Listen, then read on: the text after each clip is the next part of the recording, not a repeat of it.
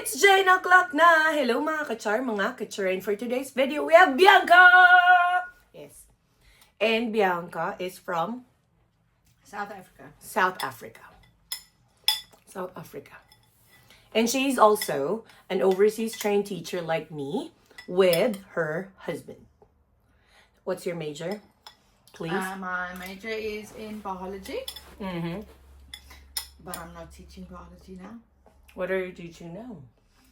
Teaching science for the juniors, so year 9, 10 and 11. Okay. And that includes what subjects? All science, right? Yeah, so all science. So biology, physics and chem. Mm-hmm. Yeah. Okay. Why did you guys move to New Zealand?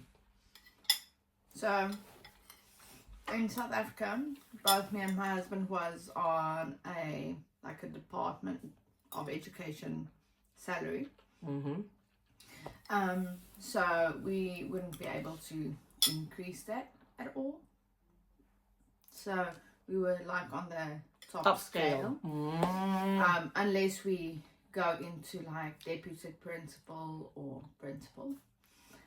So that's one thing. And then the other thing is safety in South Africa was a issue for us.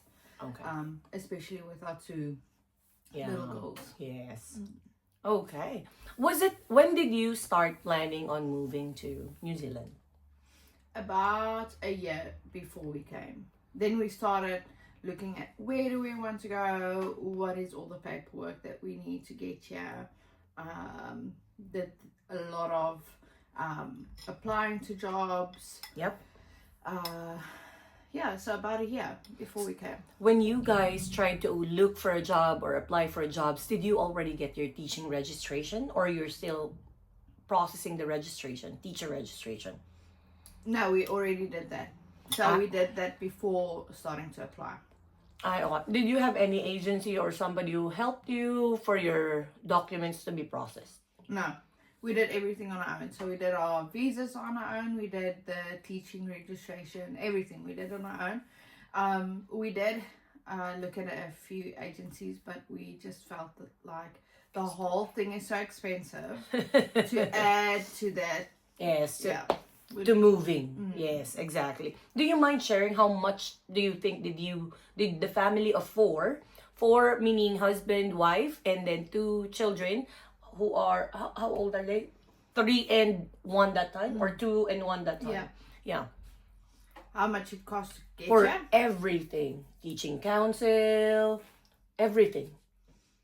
Till we get here. you. Yes. So I think it's easily about 200 to 250 rand. Wow. So like 250,000 or 200,000 rand. I'm not sure. Yes, how yes, much yes.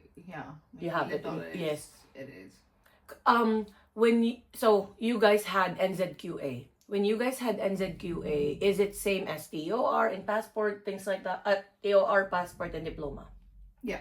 What's your major, by the way? I mean, Bachelor of Education. So we have in South Africa, we have like a BEd, a degree. BEd, okay. In education, and then you go and specialize in a subject. If you're in senior, then you specialize in a subject. So you choose 1 or 2. I think we had 2. Yes, we had 2 subjects that we specialize in. So my major one was biology, and then my other one was actually like computer literacy. To know how to work with Microsoft and all of the functions that come with Microsoft. Okay. So with that, you've got level 7. Yes. When you came here, did you have like master's or doctorate degree? No. Or you didn't have that? And then with CJ too. Same. So when you guys actually have that teaching registration, so I'll just go back a little bit. So you have that NZQA. After that, did you guys get an English test? Was it a requirement? For South Africans? So for me, I didn't have to do NZQA. Oh, really? So I just had to get a letter from my university, because my university was on the list of approved universities. So I just had to get a letter from them stating that you graduated. It is on a level 7, and this is exactly what I did. Wow. So I didn't have to go through NZQA. Yes. So that's out of the expenses. Yes. What about CJ? He had to, because he was from another university. So he had to go through that. And pay for it? And pay for it. Okay. So that's a good thing. So when in South Africa, even if you're an overseas trained teacher, if your university is accredited, let's say like that, or recognized by the NZQA, then that will be easier. You just need a letter. What about English test? So we had to, there's a few ways we could do the English recognition. So for instance, I studied in English. Yep. So I got my degree in English, and again the university just had to say that I did everything in English. And then with that get like the general English test, not the academic one. Okay. And then same with CJ. He also, one of his major subjects is English. So because of that, he also just had to get the general one, not the academic one. When you talk about, so for example, I did PTE academic, which had a bandwidth of or a score of 65 in each reading, writing, listening, and speaking. You guys, did you have a band, or did you have like you have to get this much? Yes. How much? So they work in 6.5. So you have to get 6.5 or above. Same. For the general one, and then for academic it was actually a bit higher. I think it was 7.5. I'm not sure on that. And then it was also, I think it was 4 bands. You had the speaking, reading, writing, listening. Yes. But it's IELTS. Yeah. You guys took IELTS. Yeah. Okay. Yeah, I think IELTS would have 6. So it's the same as other overseas trained teachers like us in Philippines. And I think in India, for those who are watching us from far. Yes. And then teaching registration, was it difficult for you? Because it was difficult for me because we had to certify a lot of documents. So it keeps on coming back. Yeah. What about that part? We actually knew that that's how it's going to be because of friends that's already here. Okay. So when we got all our documents ready, I started the process of doing our teacher registration and went through the list of everything we needed. Then we went, got everything certified, and then did everything at once. So we knew beforehand that everything needs to be certified and signed with the dates and everything.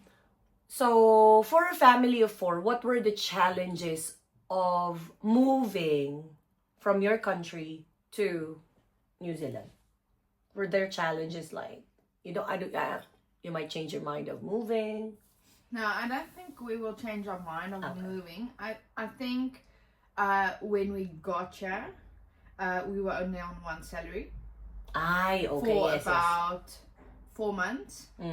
So that you are able to do that on a teacher salary, but it's difficult, especially with the rent that's this high and everything, but you can make it work. And so that was the first thing, and then the second thing was getting a preschool that accepted both of our kids, that can do them the whole week.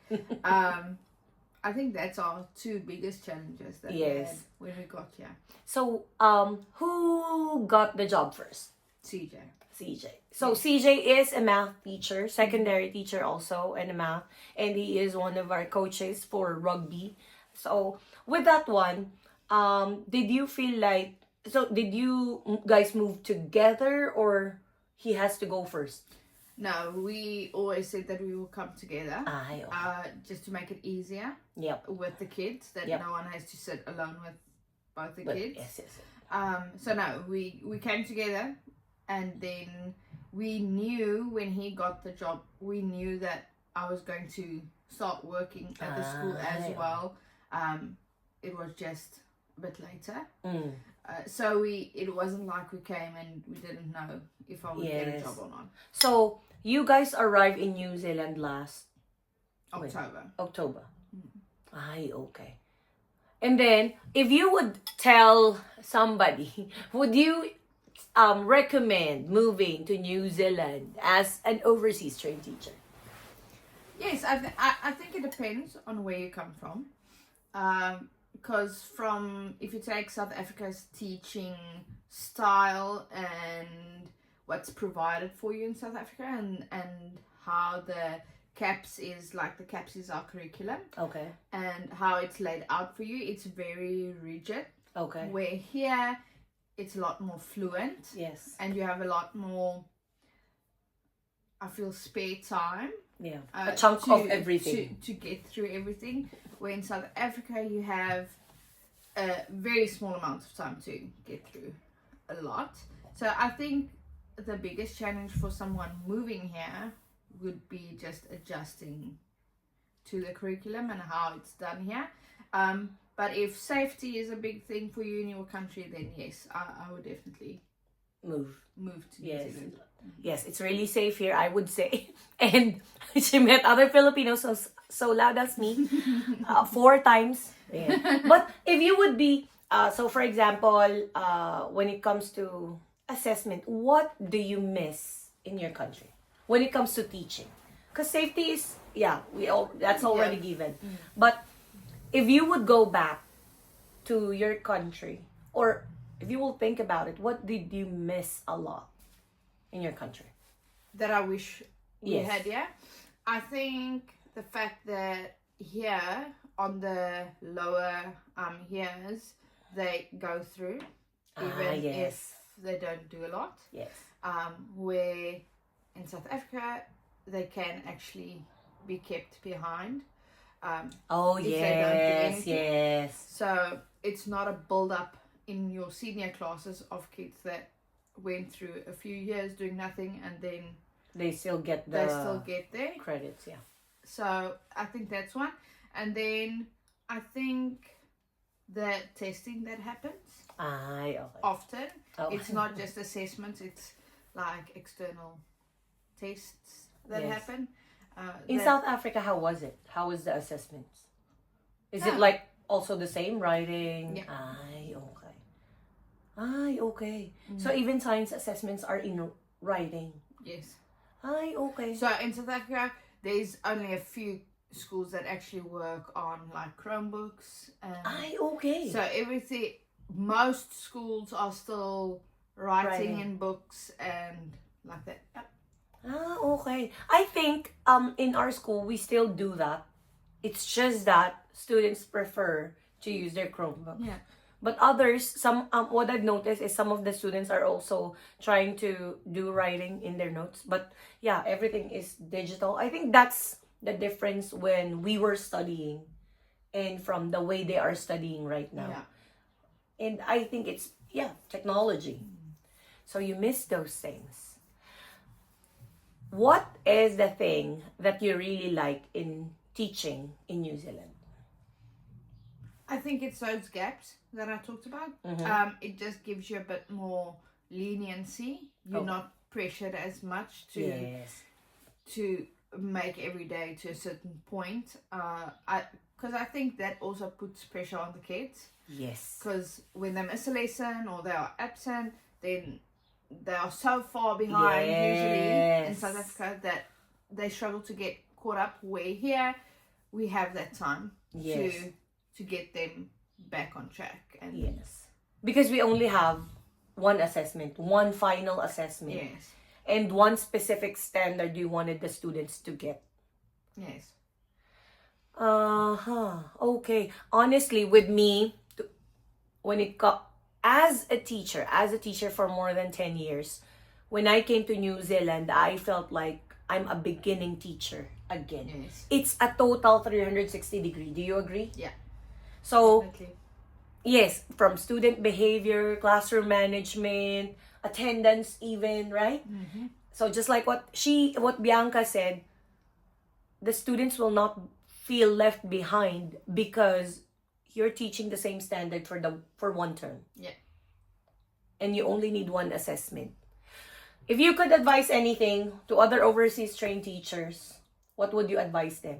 That's here in New Zealand? Yeah, who will go here in New Zealand? I think stay open-minded. Yep. Know that the start is going to be difficult because you have to adjust to something that you don't know. Yeah. And you have to let yourself be able to learn a lot of new things in a short amount of time. Don't put too much pressure on yourself. Because just like what they said, we're doing a great job as teachers. Yeah. And teachers are, I would say, it's one of the most difficult jobs because we are with the students for at least an hour every day. Yeah. Or if not every day, for the whole week, they will be with us for an hour. And, you know, one of the things that with myself, I would say that I have learned how important relationships are. Yeah. Because, to be honest, I try not to be super close or super attached with my students because I will be sad if they leave me. So I have that attachment, you know, I have very strong attachment with people. So when they leave me, I feel like, oh, I'm alone. Yeah. But here in New Zealand, I have learned that you have to make them feel loved, accepted, and they feel safe in your classes. So as an overseas trained teacher, relationship in our school, I would say, is one of the most important things. I hope you've learned something. Bianca from South Africa. Bye mga kachar, mga kachar. Nasaan na?